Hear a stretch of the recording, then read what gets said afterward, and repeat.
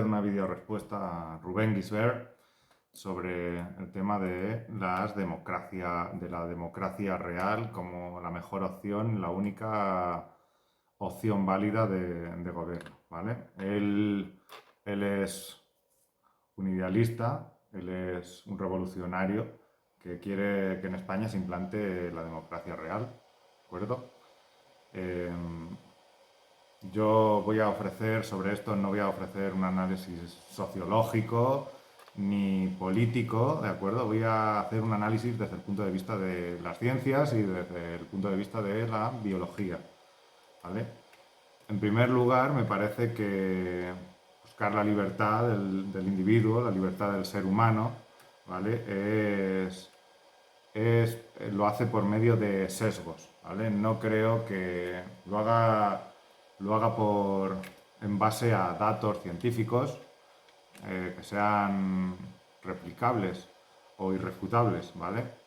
Creo que él tiene unos ideales y para que realmente los revolucionarios puedan implementar cambios en la sociedad, cambios que vayan a mejor o a peor. Bueno, suelen pasar ambas cosas cuando hay una revolución, pero creo que es fundamental cuando eres un revolucionario pues tener ideales, ¿no? Es necesario. Pero yo voy a juzgar esto desde el punto de vista empírico-científico, ¿vale?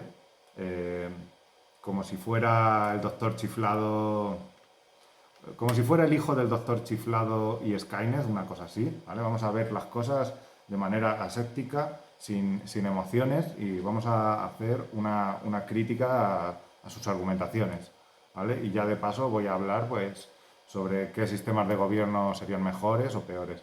De momento, en principio, decir que yo apoyo a este hombre, eh, incluso algunas veces participo con la causa de la democracia real, ¿vale? Porque creo que sería un mucho mejor sistema de gobierno que el que tenemos actualmente. Pero dependiendo del contexto y de las condiciones, esto podría no ser así, ¿vale? Creo que en el momento en el que estamos, de decadencia absoluta, sí, nos vendría bien, pero no tiene por qué ser así, ¿de acuerdo? Voy a dar mis argumentaciones. En primer lugar, para decir que un sistema es bueno, es malo, es mejor o es peor, necesitamos datos científicos. Es decir, tenemos que tener dos poblaciones, o lo suyo sería dos grupos de 30 poblaciones, en un laboratorio, cultivadas bajo las mismas circunstancias, bajo las mismas condiciones, ¿de acuerdo? Y ver una con un sistema de gobierno, otra con otro, pero ambas son prácticamente idénticas, ¿vale? Veríamos cuáles han evolucionado mejor y cuáles han evolucionado peor. No, no podemos hacer eso, no tenemos esa capacidad, ¿de acuerdo? Porque podéis decir, bueno, pero en el mundo hay muchísimas poblaciones con diferentes sistemas de gobierno. ¿Por qué no los comparamos a ver cuáles han funcionado mejor y cuáles han funcionado peor? Porque te podría surgir el error de falsa causalidad, ¿de acuerdo? Hay tantas variables, materias primas, tipos de población, valores, religiones, tamaños de las poblaciones, ¿de acuerdo? Son tan variables y con tantas sería imposible establecer una relación causal directa entre un sistema de gobierno y unos resultados, ¿vale? Sí que se puede ver, y eso se lo voy a conceder siempre a Rubén Gisbert y a la gente que cree que la democracia pues y la libertad del individuo pues, es lo principal, ¿vale? Que en una población donde todo el mundo participa, todo el mundo gobierna, aunque sea por intereses propios y de manera egoísta, ¿de acuerdo? Va a primar los intereses de la mayor parte de los individuos, ¿de acuerdo? Entonces, sería un acuerdo que beneficiaría a todos. Eso tendería a favorecer pues, que todos sean más ricos, ¿no? Lo que se ha visto siempre de que los países más capitalistas, donde todo el mundo tiene más facilidad para emprender y para trabajar, pues son más ricos. Porque la mayoría de los países nórdicos, aunque digan que son socialistas, pues su sistema económico pues, es ultra liberal, ¿vale? En fin, que,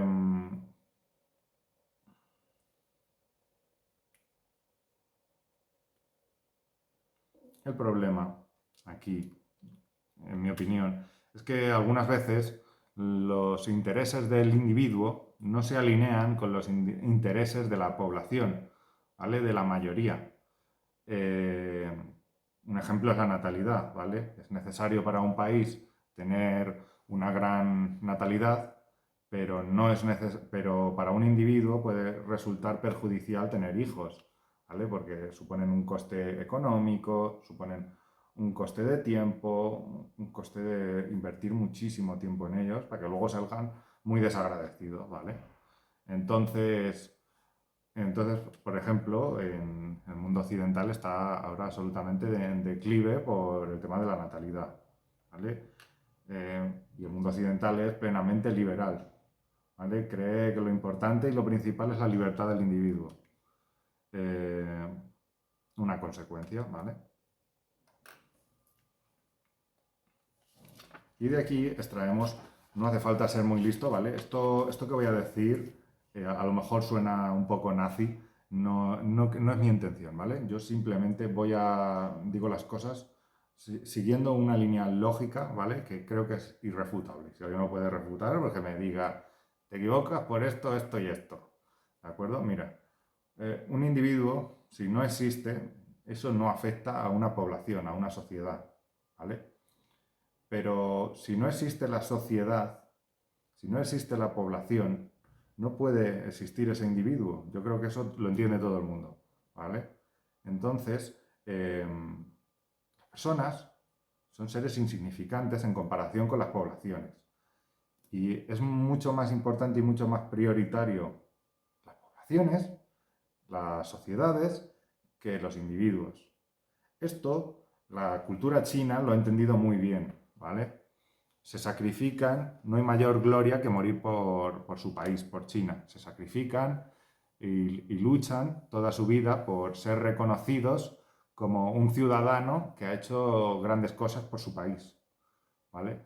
Incluso el más narcisista y el más psicópata chino, ¿vale? Porque aquí tenemos narcisistas y psicópatas en Occidente y normalmente intentan alcanzar puestos de poder, ¿vale? Porque esa es la manera que tiene un psicópata o un narcisista de demostrarse a sí mismo que es mejor que los demás, ¿vale? En China, en cambio, el narcisista y el psicópata, ¿vale? Para demostrarse que es mejor que los demás, lo que hará será contribuir más a su país que el resto, que el resto pueda reconocerle como que ha hecho una gran labor por su país, ¿de acuerdo? Cuando tú has interiorizado que lo primero y por lo que debes morir es por tu población, ¿vale? Pues entonces, aunque tengas la peor manera de pensar del mundo o la manera de pensar más cabrona, vas a beneficiar a tu población. Es que es así como funciona. En China esto lo tienen súper claro. Y no es un sistema político que podríamos decir que es democrático, ¿vale? Pero vemos que su economía y todo está en pleno apogeo, en pleno auge, están creciendo. Dentro de poco desbancarán a Estados Unidos como primera potencia mundial, ¿de acuerdo? ¿Y esto por qué ocurre? Porque es más importante la visión del colectivo que la del individuo, ¿de acuerdo? Pero hay que tener en cuenta otros muchos factores. Por ejemplo, allí su filosofía, pues, es la del confucianismo, ¿vale? Que lo que enseña pues, son este tipo de valores cívicos, de que hay que tener una buena familia, la familia es muy importante, hay que ser un buen ciudadano, ¿de acuerdo? Hay que hacer todo por tu país, hay que trabajar mucho, ¿vale? Este tipo de enseñanzas y de valores están muy arraigados incluso cuando, en la peor época de Mao, de cuando eran más socialistas, ¿sabes? Aunque ellos abandonaran el confucianismo, el budismo y todo esto, eso sigue metido en su ADN. Es como aquí en Europa, en España, la gente atea sigue pensando como un católico, sigue intentando ayudar al prójimo, sigue perdonando los agravios, ¿de acuerdo? En la moral, muchas veces la religión y la filosofía están muy metidas en la gente, incluso aunque se abandone, ¿de acuerdo? Sigue quedando la raíz metida. Entonces, el caso de China quizás no sea extrapolable a otros países donde se intente implantar el socialismo. Y luego también hay que reconocer que realmente pues China no es un país socialista al uso, ¿de acuerdo? Es un sistema autoritario, una dictadura. De cara al interior es socialista y de cara al exterior es supercapitalista, ¿vale? Y yo, en mi opinión, creo que un sistema así, que tenga lo peor del capitalismo y lo peor del socialismo, probablemente sea el mejor sistema y el más eficiente, ¿de acuerdo? Y el que más se vaya a imponer en el futuro. Quiero dejar bien claro que yo no voy a hablar desde un punto de vista idealista utópico o de a dónde debe ir la sociedad, ¿vale?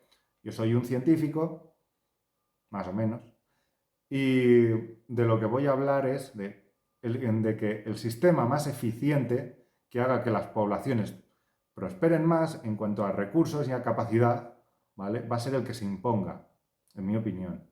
No creo que vaya a imponerse el sistema que mejor trate a los individuos o que más libertades les dé, ¿vale? Al final, las sociedades compiten unas con otras y el sistema que se acaba imponiendo pues es el más fuerte. Y el sistema más fuerte no tiene por qué ser el que trata, el que es más benévolo con los individuos. De hecho, yo diría que el sistema que sea más cabrón con los individuos, que consiga exprimirlos más para que den más de sí, ¿de acuerdo? Va a ser el sistema más competitivo, más eficiente y que se va a acabar imponiendo. Yo no creo ni que el socialismo sea mejor que el capitalismo, ni viceversa, ¿de acuerdo? Si ahora mismo Occidente, que es mayormente capitalista, está en capitalista liberal, demócrata, etcétera, de comillas, está ahora mismo en declive, creo que es porque todas las poblaciones al final pues tienen un periodo de crecimiento y luego un periodo de estabilización y otro de decaimiento, ¿vale? Algunas veces pues eh, fluctuaciones o bordes de sierra, ¿vale? Pero eso pasa con todos los imperios, de que suben y al final caen por sí mismos. ¿Cuál es lo que yo pienso sobre por qué Occidente está decayendo? Somos víctimas de nuestro propio éxito, ¿de acuerdo?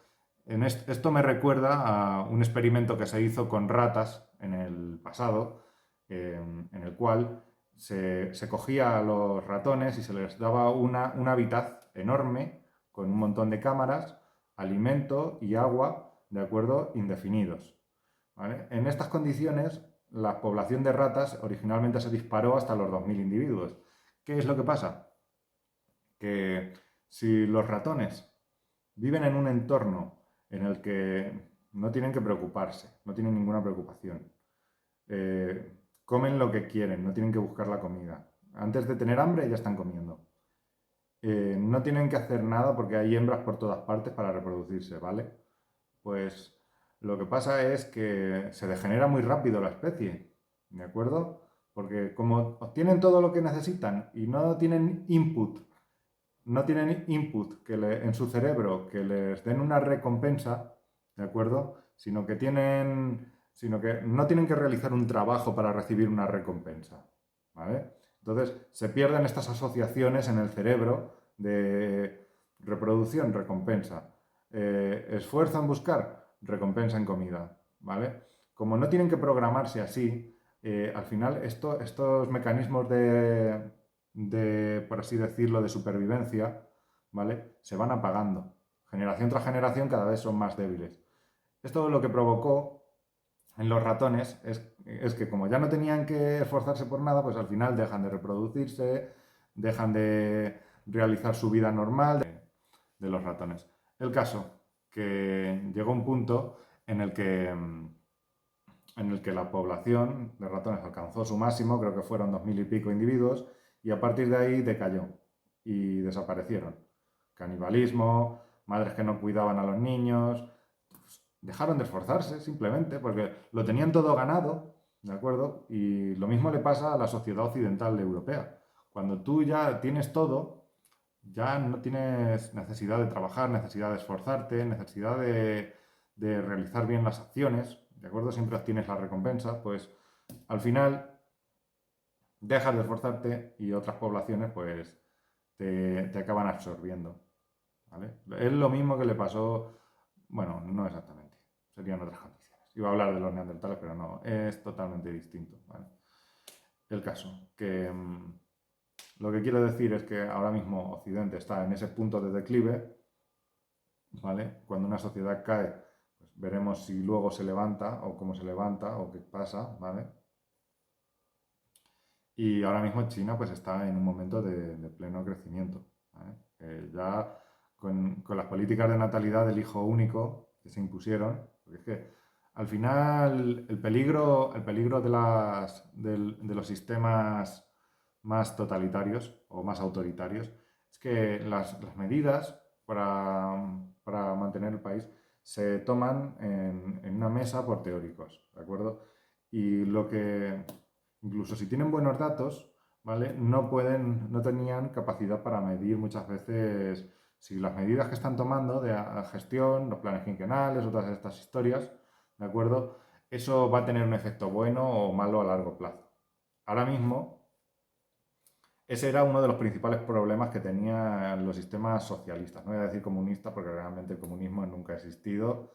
Yo creo que es una entelequia que no puede llegar a existir, pero bueno, ese es otro jardín. El caso, a lo que voy, es que en China, aquí lo que suele pasar es que cuando no hay democracia, no hay un control sobre límites y control sobre el poder, pues los poderosos tienden a abusar de ese poder. ¿Para qué, si tienes poder, para qué vas a utilizarlo para obrar de manera justa si puedes utilizarlo en tu propio beneficio? Pues coloco a este, pues cojo este dinero de aquí, no llega allí, bueno, pues la corrupción va creciendo así, ¿no? Y así es lo que pasa pues, con las dictaduras y los sistemas oligárquicos, pues que empiezan bien, con buenos planteamientos, pero cada vez va pesando más todo lo que es la dirección, porque cada vez hay más gente abusando del sistema, la corrupción empieza a crecer y el sistema se va volviendo más ineficiente, ¿de acuerdo? Por eso un sistema democrático va a ser siempre más eficiente en estas condiciones. ¿Qué es lo que pasa? Pues que, por ejemplo, en China se controla, no digo que no haya corrupción, seguro que la hay entre las cúpulas y demás, pero está más controlada, ¿de acuerdo? Y son más eficientes, más productivos.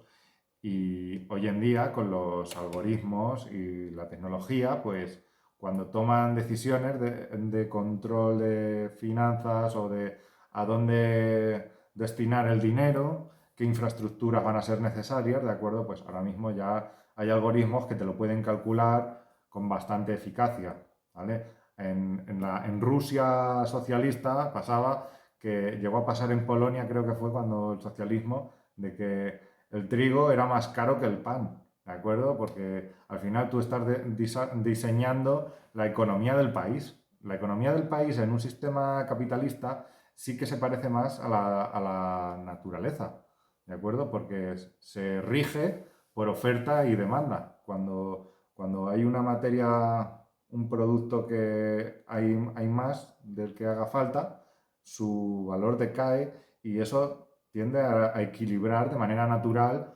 pues el valor de las cosas, cuánto cuestan y al contrario, cuando algo es escaso, pues el valor aumenta, entonces hay más interés, entonces más gente invertirá en eso, empezará y se tenderá todo a equilibrar de manera natural, ¿vale?